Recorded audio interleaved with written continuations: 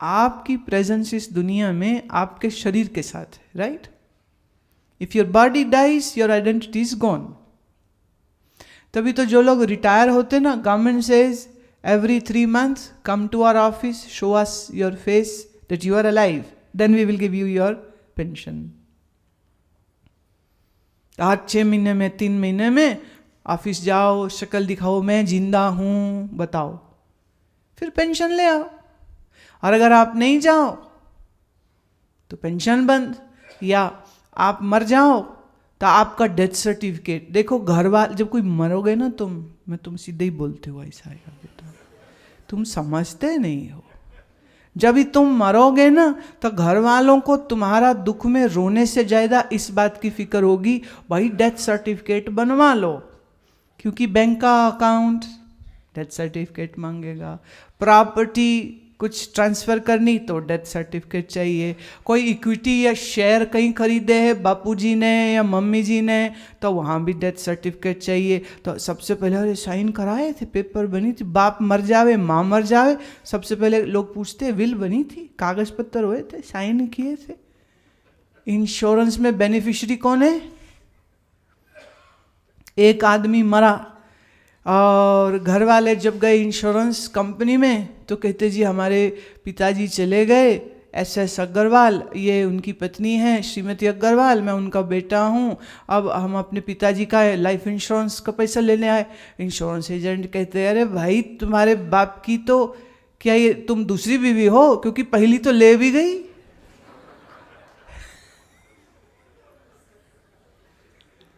तो उन्हें ऑफिस में पहुंच के ये पता चला कि डैडी जी की एक और भी थी, वो was much smarter and more intelligent, वो ऑलरेडी कैश करा के चली गई। अब ये रोवे बैठ करके कि मेरी सौतन है, मुझे ये भी पता नहीं, और पतिदेव गुलछर्रे उड़ा रहे थे ये भी पता नहीं, देवे गालियां फिर वो अपने बाप को, और वो गालियां देवे अपने घर वाले। अभी तो रो रहे थे, हाय डैडी चले गए, हाय डैडी चले गए, हाय मेरा सुहाग चला गया। अब कहीं मोया मर जाना, पहले क्यों नहीं मारा?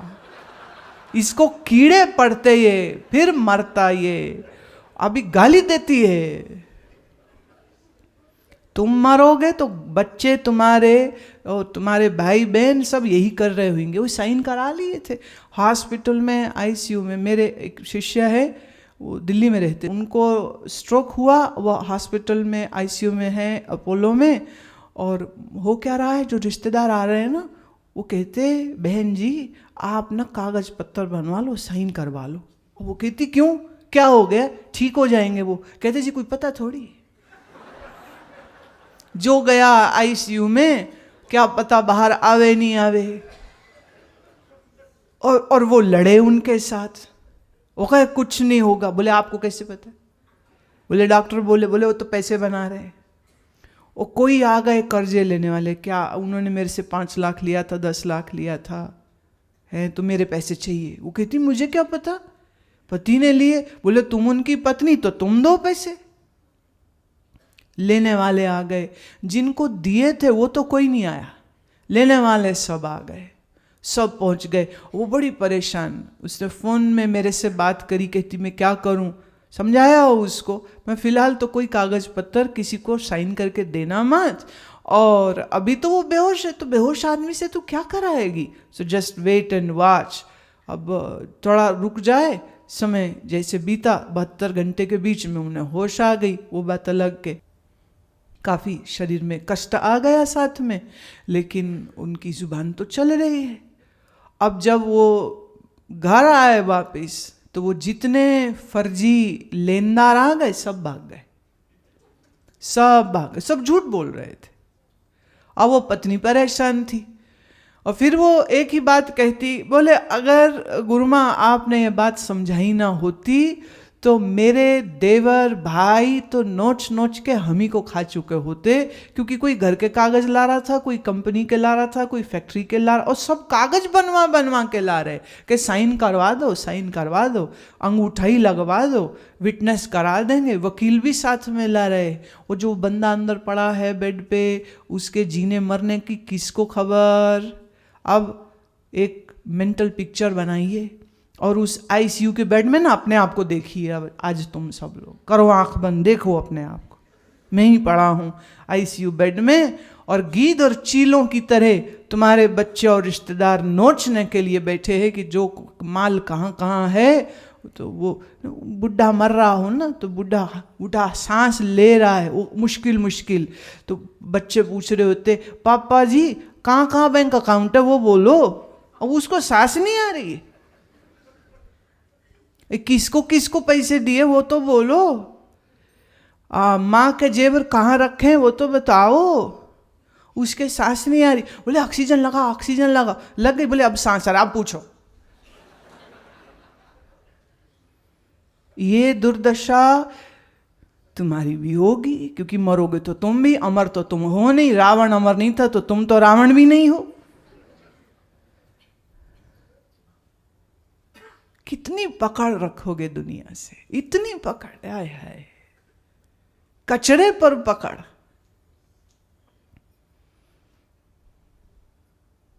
हाड मांस नाड़ी को पिंजरिक पंखी बसे बेचारा। और है क्या शरीर? पत्नी हो, पति हो, बच्चे हो, माँ हो, बाप हो, कि तुम्हारा शरीर हो, है तो हड्डी मांस सप्त धातु का बना हुआ ये शरीर। उसमें इतनी मेरी कर ली। और फिर मुझे चिट्ठी लिखते ध्यान नहीं लगता। कैसे लगे? गले में फांसी तुमने डाली, फांसी खोल दो प्यारे, सांस आ जाएगी। मन से पकड़ छोड़ दीजिए।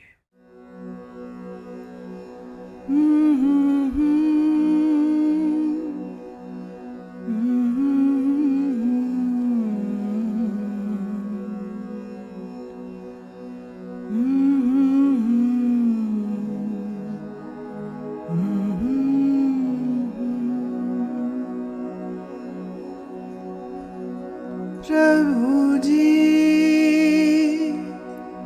दया करो, मन में आन बसो।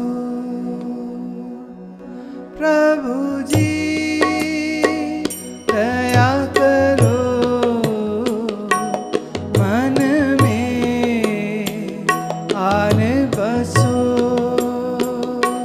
प्रभु जी दया करो, मन में आन बसो। प्रभु जी दया करो, मन में आन बसो। प्रभु जी दया करो, मन में आन बसो। प्रभु जी दया करो, मन में आन बसो। प्रभु जी दया करो, मन में आन बसो।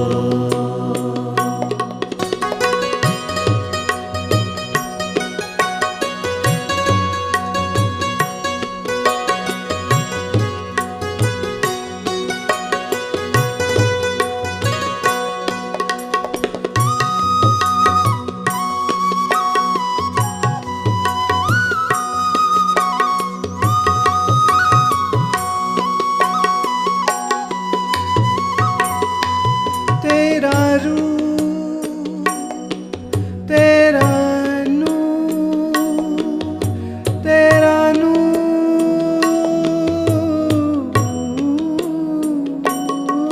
तेरा नूर सब ओर छाया।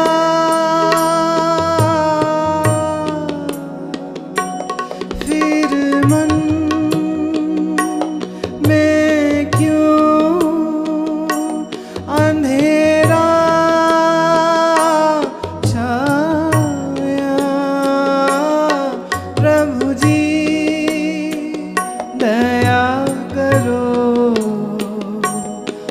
मन में आने बसो।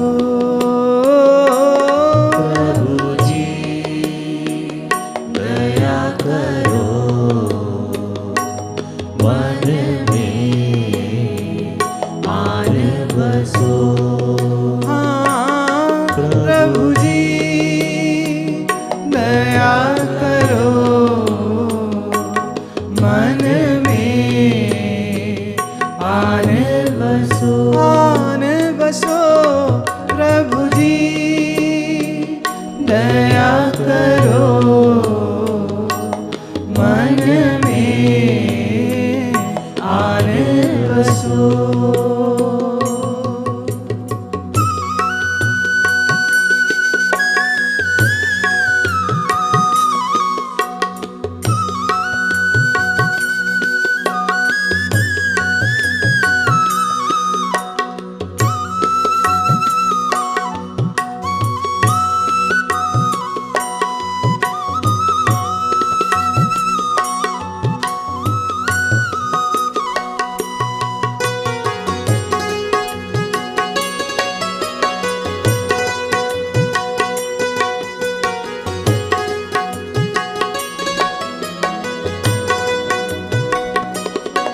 हम भूले राह अपनी, हम भूले राह अपनी, मन भटका जग में है, मन भटका जग में कुछ रहमत मिल जाए, कुछ रहमत मिल जाए। मेरा मन संभल जाए, मेरा मन संभल जाए। प्रभु जी दया करो, मन में आने बसो। प्रभु जी दया करो, मन में आन बसो। आने बसो। प्रभु जी दया करो, मन में आने बसो। आन बसो। प्रभु जी दया करो, मन में आने बसो। प्रभु जी दया करो, मन में आन बसो। प्रभु जी दया करो, मन में आने बसो। प्रभु जी प्रभु जी दया करो, दया करो, मन में आन बसो। आने बसो। प्रभु जी दया करो, मन में आने बसो। आने बसो, आने बसो, आने बसो, आने बसो, आने बसो, आने बसो।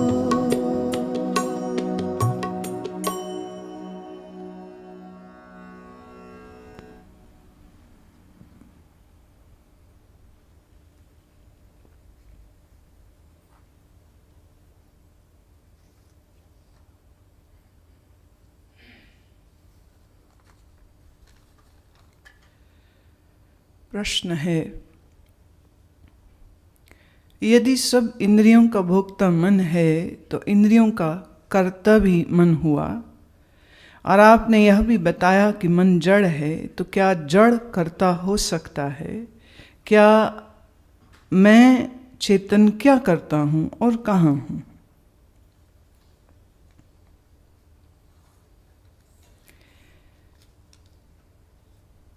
मन भोक्ता है और मन जड़ है, ये दो बात एक साथ कैसे हो सकती है? इसको यूं समझें, मन पूर्णतः जड़ नहीं है, और यह भी सच है कि मन पूर्णतः चेतन भी नहीं है। जैसे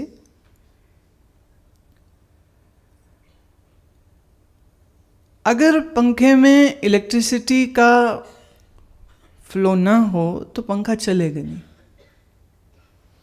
और बिजली आए तो पंखा चलता है। आपसे आप पंखा नहीं चल सकता। अच्छा, सिर्फ बिजली हो और पंखा ही नहीं हो तो हवा नहीं आएगी। तो पंखा भी हो और बिजली भी हो, और पंखा और बिजली जब दोनों मिलते हैं तो पंखा चलता है, तो मोशन होता है। तो fans they rotate and give us air. मन पंखे की न्याय जड़ है, पर यह आधा सच है। इस मन को अगर मुझ चेतन का सामीप्य न मिले तो ये कुछ कर ही नहीं सकता।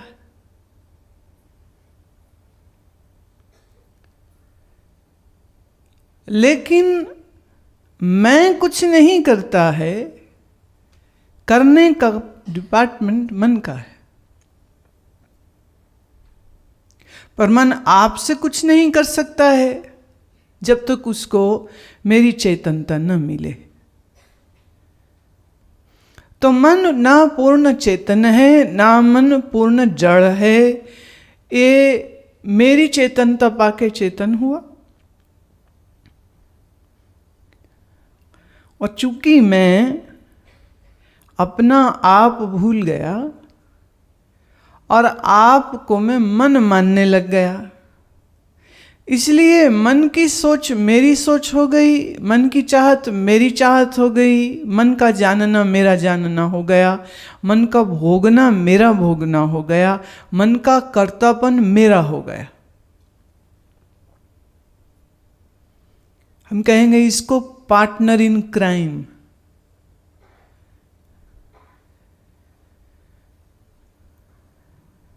बुनियादी बात यह है कि मन मैं नहीं हूं, लेकिन मैं आपको पहचानता भी तो नहीं हूं। अगर आपसे आपका मन छीन लिया जाए किसी प्रोसेस से, तो सोचना, सुनना, विचारना, देखना, बोलना, सूंघना, चखना, छूना सब बंद हो जाएगा।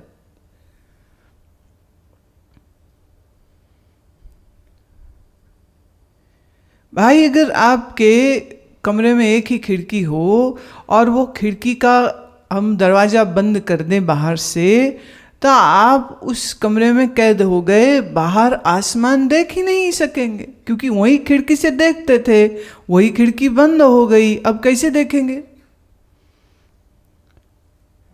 ऐसे ही इस मन की खिड़की से मैं बाहर देखता हूं, जानता हूं, भोगता हूं, समझता हूं। मन ही ना रहे तो इंद्रियां क्या करेंगी? कुछ भी नहीं।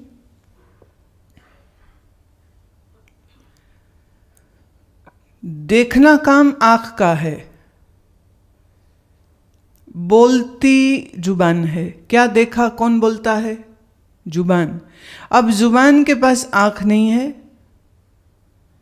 और आंख के पास जुबान नहीं है।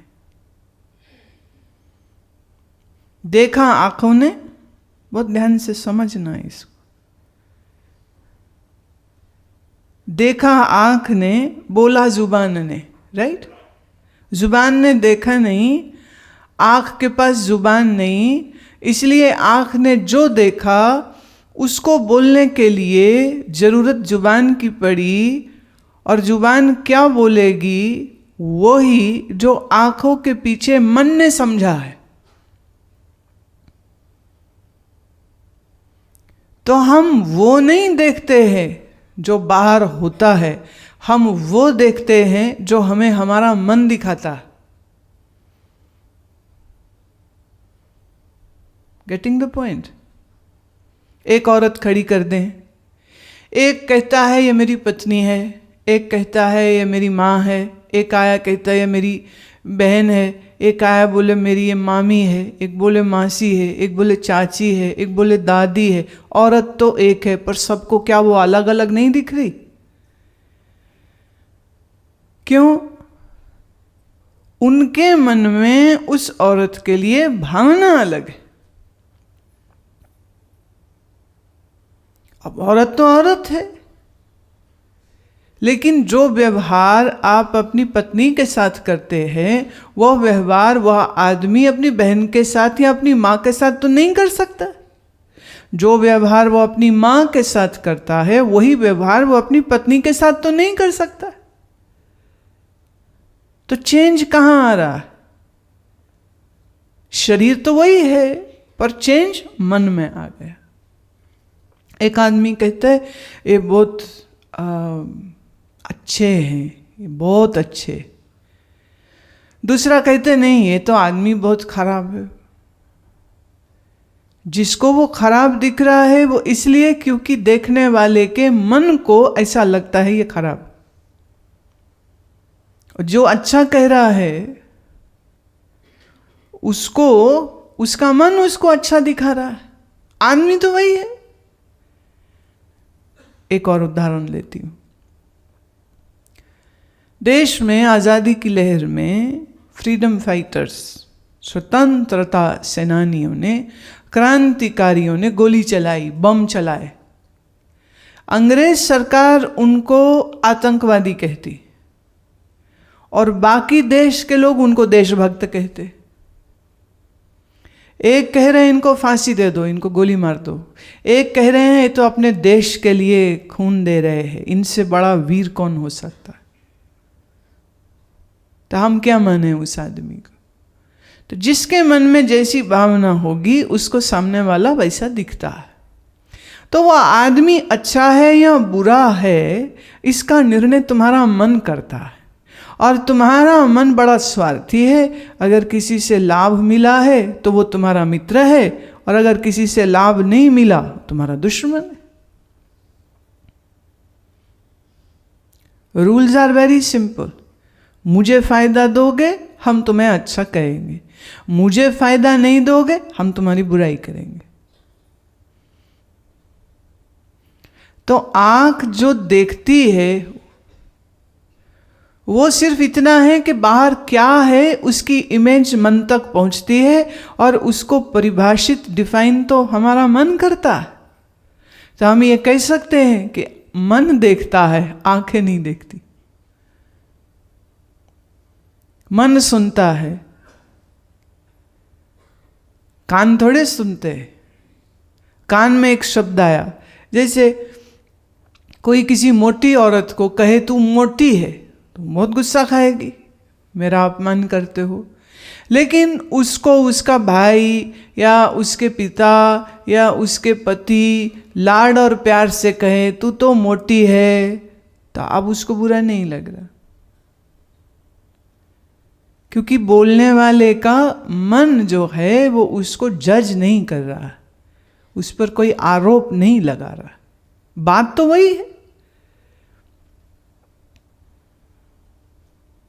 तुम्हें कोई कहे पागल हो, लड़ोगे, और तुमसे जो प्यार करते हैं या जिनसे तुम्हारा प्यार है वो आके तुम्हें कहे तो बड़े पागल हो तुम, तुमको तो हंसोगे तुम आगे से।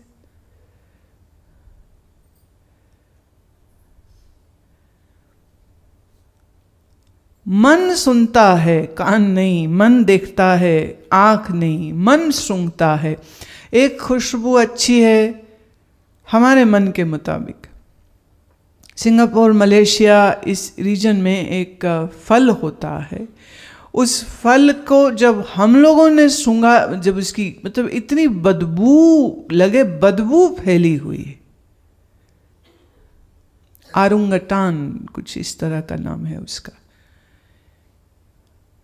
तो बदबू है इतनी, बोले बदबू, यहाँ के लोग इसे इतने शौक से खाते, वो बड़ा महंगा बिकता। अब क्यों? उनको जन्म से ये खाने को मिला है। तो जो मछली खाता है उसको मछली की बदबू थोड़े लगती, खुशबू लगती। और जो नहीं खा रहा हो, ऐसे शाकाहारी आदमी के पास बैठ के कोई मांस खावे, मछली खाए, पकाए, तो उनको तो उल्टी हो जाएगी। तो जीभ स्वाद लेती है कि मन? मन लेता है स्वाद। अब इसमें थोड़ा मैं चेंज कर रही हूं। वो चेंज ये है कि स्वाद मन नहीं लेता है, मन के जरिए से भी स्वाद मैं ही लेता हूं। पर चूंकि मैं अपना शुद्ध स्वरूप भूल चुका हूं, मन के साथ मिलके मैं मन वाला मैं हो गया। मैंने दो मन मैं हो गए, एक जो शुद्ध है, एक जो मैं इस मन के साथ मिलके मन ही हो गया। कितनी जोर से तुम अपने आप को शरीर समझते हो, लेकिन फिर भी कहीं ना कहीं बीमार हो जाए, कोई बहुत बीमार हो जाए, तो वो ही बोलने लग जाता है अच्छा है शरीर चला ही जाए। मैंने वो भी ये नहीं कहता कि मैं मर जाऊं, वो कह रहा है शरीर चला जाए तो अच्छा है। तो कहीं ना कहीं ये फीलिंग आ जाती है कि शरीर हम नहीं है, लेकिन मन हम नहीं है, ये तो समझ भी नहीं आती। और किसी को इसका एहसास नेचुरली भी नहीं होता। दुख सुख मन में होता है, शुभ अशुभ मन में होता है, इंद्रियों के द्वारा ज्ञान मन को होता है, लेकिन हम ये मानते हैं कि ये मुझे हो रहा। तो पहले मैंने आपको ये समझाया कि इंद्रियां नहीं देखती, मन देखता है, सब कुछ मन देख रहा है, मन समझता है।